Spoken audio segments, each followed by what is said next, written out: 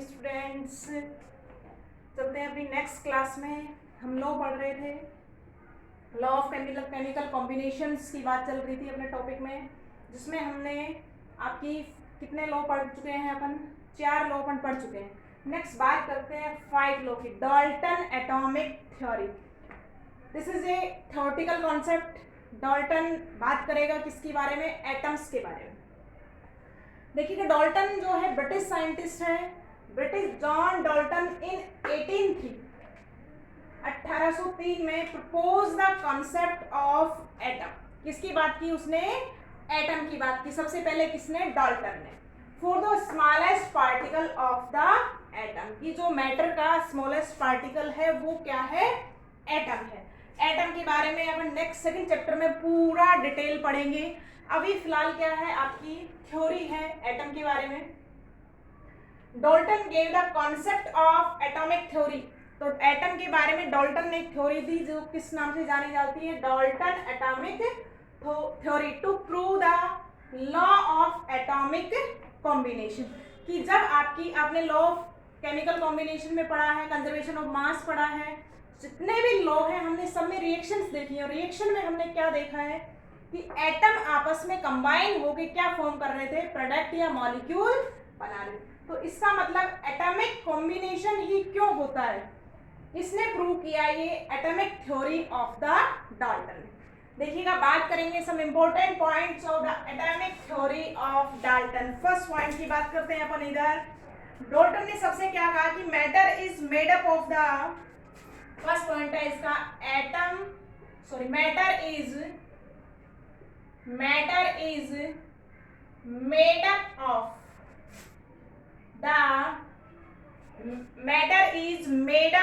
the small invisible particle,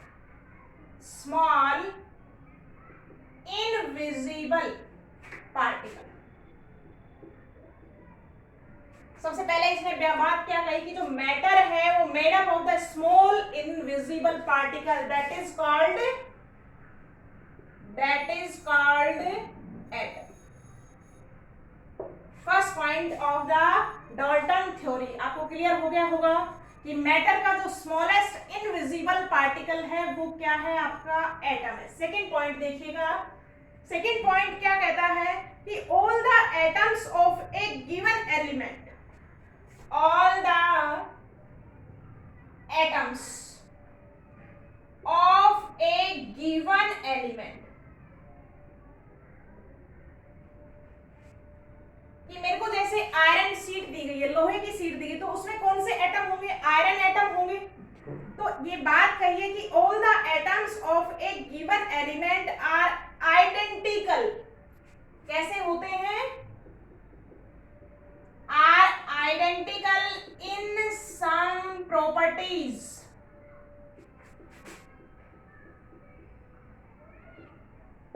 second बात किसने ये कही कि जो एक ही तरीके का मैटर है या एक ही तरीके का जो एलिमेंट है उसके एटम कैसे होंगे? कुछ प्रॉपर्टीज में सेम होंगे, आइडेंटिकल होंगे, like to size, mass and colour. Properties कैसी हो सकती है? जैसे लाइक टू साइज सेम हो सकता है बच्चों, मास सेम हो सकता है और कलर। सेकेंड पॉइंट एटम के बारे में डाल्टन ने ये कहा था। अब थर्ड पॉइंट की बात करते हैं बच्चों। थर्ड पॉइंट है अपने पास कि atom of different element possess different properties. जैसे देखिएगा, मैंने बात की है कि आयरन शीट है, मेटल है। आयरन शीट में अपन जब मेटल नॉन मेटल पढ़ते हैं तो आपकी कैसे कौन से एटम होंगे? आयरन एटम से मिलके बनी होगी आयरन शीट। तो ऐसा तो नहीं है कि एक आयरन का जो एटम है वो छोटा है दूसरा बड़ा है, ऐसा नहीं है। एक ही तरीके के कंपाउंड में, मैटर में या एलिमेंट में all atoms have same size, same mass and same colour. तो all the atoms of a given element are identical in some property. अब बात करते हैं डिफरेंट एलिमेंट की।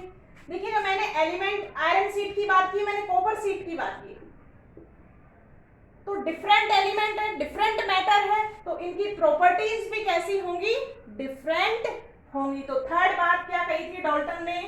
थर्ड पॉइंट बोला था कि atom of different elements, atom atoms of different elements are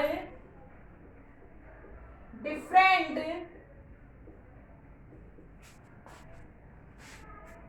in some properties.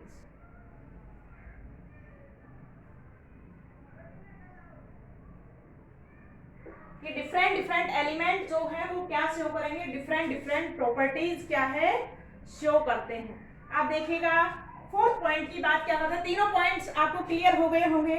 Next fourth point देखिएगा, fourth point में क्या बोला, फोर्थ पॉइंट पे Dalton says atom is the smallest unit, atom सबसे छोटी यूनिट है, atom is the smallest unit of matter which take part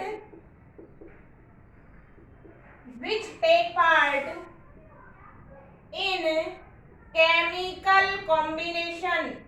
देखिएगा क्या बोला है कि जब आपकी केमिकल रिएक्शन प्रोसीड्स होती है तो सबसे स्मॉलेस्ट यूनिट के फॉर्म में कौन पार्टिसिपेट करेगा, एटम पार्टिसिपेट करेगा। पॉइंट नंबर 5 की बात करते हैं।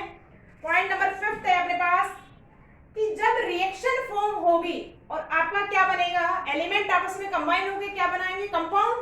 तो कंपाउंड फॉर्मेशन होगा तो elements are combine in simple ratio. Point number 5 कहता है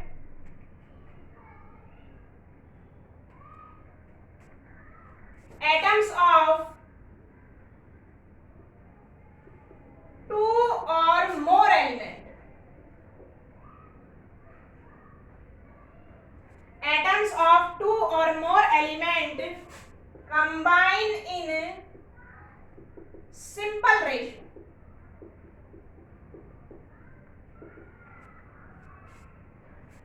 atoms of two or more elements combine in simple ratio to form compound। कि जब आपका कंपाउंड फॉर्मेशन होगा तो एलिमेंट कैसे कंबाइन करेंगे बच्चों, सिंपल रेशियो में क्या करेंगे, कंबाइन करेंगे। देखिएगा एग्जांपल देख सकते हैं आप। एग्जांपल की अगर मैं बात करती हूँ, हाइड्रोजन और ऑक्सीजन एटम आपस में कंबाइन होकर मान लो बनाते हैं क्या, आपका वाटर। इनका रेशियो बताइए 2:1। तो कैसे रेशियो में कंबाइन करेंगे, always combine in simple ratio. देखिएगा NH3 1:3 है। 1 atom of the element combine with 3 atom of the hydrogen in ammonia. तो कंबाइन कैसे होंगे, always combine in simple ratio when they are form compound. तो 5th point तक सभी को clear हो गया होगा। मैंने पहले ही बात की थी, थ्योरेटिकल पोर्शन है ये। नेक्स्ट बात करते हैं पॉइंट नंबर 6 की। देखो डाल्टन थ्योरी का पॉइंट नंबर 6 क्या कहता है कि atom can neither be created nor be destroyed. Important point है, क्या कहती है theory, atom can neither be created nor be destroyed during the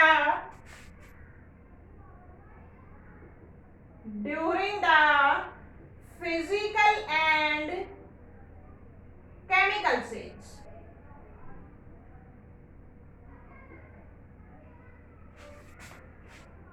कि जब आपका कोई भी रिएक्शन प्रोसीड्स होती है, कोई फिजिकल चेंज होता है या कोई केमिकल चेंज होता है, कोई भी केमिकल रिएक्शंस होती है, तो जो एटम है, जो यूनिट है, वो ना डिस्ट्रॉय होती है और ना ही आपका जनरेट होती है। They form in the different ratio and form new compounds. देखिएगा कि अपन बात करते हैं जैसे H2 रिएक्ट विद Cl2, क्या बनेगा बच्चों, हम बैलेंस इक्वेशन की बात इसीलिए तो करते हैं, 2HCl। कोई भी एटम आपका यहाँ से डिस्ट्रॉय हुआ है, कोई गायब हुआ है या उसका नंबर कम या ज्यादा हुआ है, नहीं हुआ है। इसका मतलब आपका एटम्स जो है वो किसी भी फिजिकल एंड केमिकल चेंज के दौरान not be destroyed and created. तो ये थे आपके 6 important points about the Dalton theory. सभी को क्लियर हो गए होंगे बेटा। अब नेक्स्ट बात करते हैं इसकी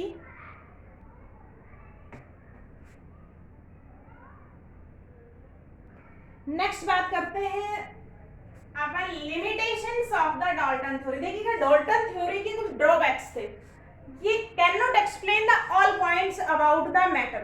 तो देखिए हम लिमिटेशंस की बात करेंगे अपन, कौन कौन से ऐसे ड्रॉबैक्स थे या कौन कौन से ऐसे पॉइंट्स थे जिनको डाल्टन एक्सप्लेन नहीं कर पाया। देखिए फर्स्ट पॉइंट क्या है, हमने लॉज पढ़े हैं।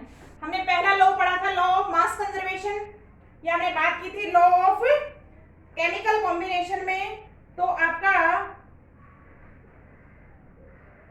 ये जो लॉ था, डाल्टन जो थ्योरी थी, देखिए डाल्टन जो थ्योरी थी, it could explain the law of chemical combination by weight. कि जो वेट के अकॉर्डिंग जितने भी लॉ थे उनको डाल्टन एक्सप्लेन कर पाया था, but failed to explain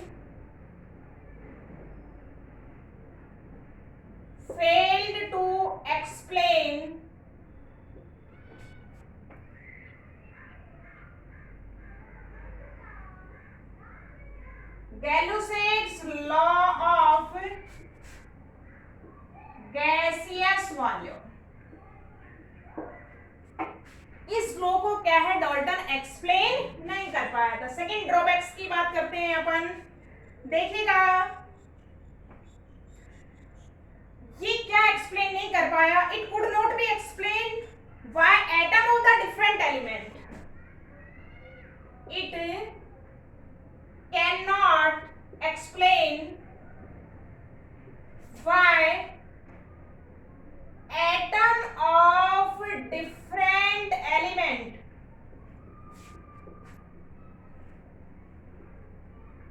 have different mass, different size and different volume। कि ये नहीं बता पाया कि डिफरेंट एटम्स जो है, जो बात कर दी अपन स्मॉलेस्ट यूनिट एटम है, तो ये नहीं बता पाया कि डिफरेंट जो आपके एटम्स है of different element have different mass, size, volume etc। इसके बारे में डाल्टन कोई भी पॉइंट नहीं रख पाया था। देखिएगा थर्ड पॉइंट देखिएगा, why do atom of the same और different element combine at all to form molecules. Third point है इसका, थर्ड ड्रॉबैक की बात। थर्ड पॉइंट देखिएगा, ये मॉलिक्यूल फॉर्मेशन के बारे में भी कुछ नहीं कह पाया कि why atom of the same और different element combine to form molecules. ये कंपाउंड के बारे में can not say any matter. Fourth point देखिएगा, अब अपन बात करते हैं कि matter is existed in three state, solid, liquid and gas. तो किसी फोर्स के थ्रू अटैच होंगे, हम बात करते हैं इंटरनल फोर्सेज की या बाइंडिंग फोर्सेज की, तो उसके बारे में डाल्टन कुछ भी नहीं कर पाया। What is the nature of the binding forces in matter and cannot explain three state of matter।